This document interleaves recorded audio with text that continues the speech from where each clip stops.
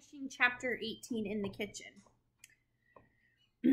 I hit the floor and jumped and ran for my life.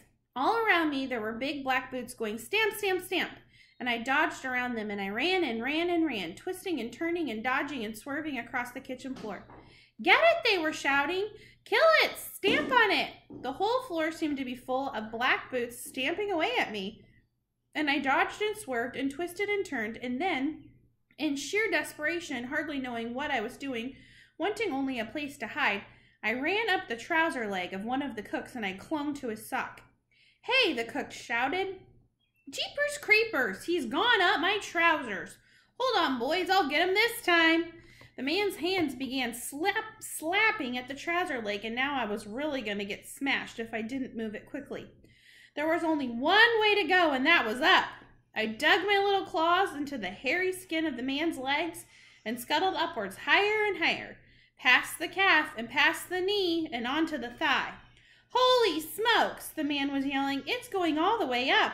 It's going right up my leg. And I heard shrieks of laughter coming from the other cooks. But I can promise you I wasn't laughing myself. I was running for my life. The man's hands were slapping all around me, and he was jumping up and down as though he were standing on hot bricks. And I kept climbing, and I kept dodging, and very soon I reached the very top of the trouser leg, and there was nowhere else to go. Help, help, help, the man was screaming. It's in my knickers. It's running around my flaming knickers. Get it out. Someone help me get it out. Take off your trousers, you silly slob, someone else shouted at him. Pull down your pants and we'll soon catch him.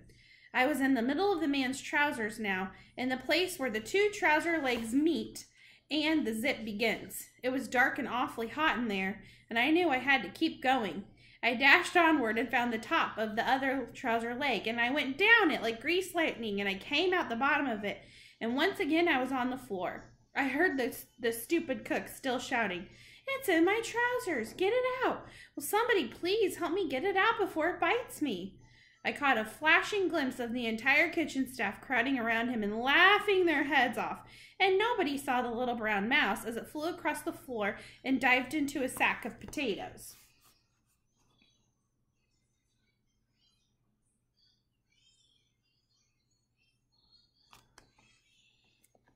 I burrowed my head in among the dirty potatoes and I held my breath.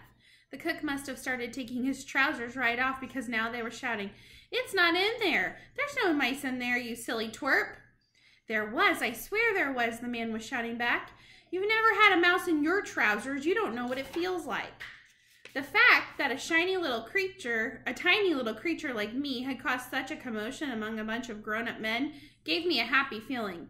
I couldn't help smiling in spite of the pain in my tail. I stayed where I was until I was sure they had forgotten about me, and then I crept out of the potatoes and cautiously poked my tiny head over the edge of the sack. Once again, the kitchen was all of a bustle, with cooks and waiters rushing about everywhere. I saw the waiter who had come in earlier with the complaint about tough meat coming in again. Hey, boys, he shouted. I asked the old hag if the new bit of meat was any better, and she said it was perfectly delicious.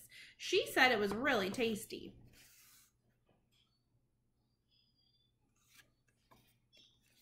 I had to get out of that kitchen and back to my grandmother. There was only one way to do this. I must make a dash clear across the floor and out through the door behind one of the waiters. I stayed quite still, watching for my chance. My tail was hurting terribly. I curled it around so as to have a look at it. About 2 inches of it were missing, and it was bleeding quite a lot. There was a waiter loading up with a batch of plates full of pink ice cream. He had a plate in each hand and 2 more balanced on each arm. He went towards the door. He pushed it open with his shoulder. I leapt out of the sack of potatoes and went across that kitchen floor and into the dining room like a streak of light. And I didn't stop running until I was underneath my grandmother's table.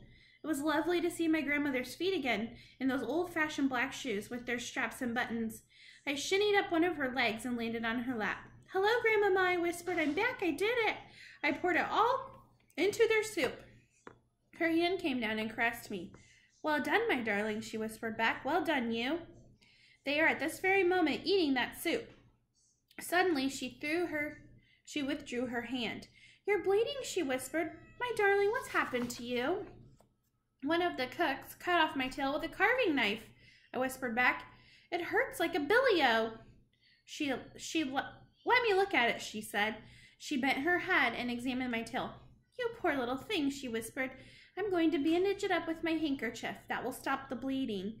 She fished a small lace-edged handkerchief out of her bag, and this she somehow managed to wrap around the end of my tail. You'll be all right now, she said. Just try and forget about it. Did you really manage to pour the whole bottle into their soup? Every drop, I said. Do you think you could put me where I can watch them? Yes, she answered. My handbag is on your own empty chair beside me. I'm going to pop you in there now, and you can peep out as long as you are careful not to be seen. Bruno is in there as well, but take no notice of him. I gave him a roll to eat, and that's keeping him busy for a while. Her hand closed around me, and I was lifted off her lap and transferred to the handbag. Hello, Bruno, I said. This is a great roll, he said, nibbling away at the bottom of the bag. But I wish there was butter on it. I peered over the top of the handbag. I could see the witches quite clearly sitting at their two long tables in the center of the room. They had finished their soup now, and the waiters were clearing away the plates.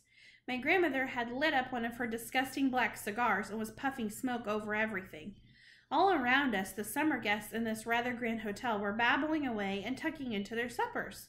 About half of them were old people with walking sticks, but there were also plenty of families with a husband, a wife, and several children, and they were all very well-to-do people. You had to be if you wanted to stay in the Hotel Magnificent.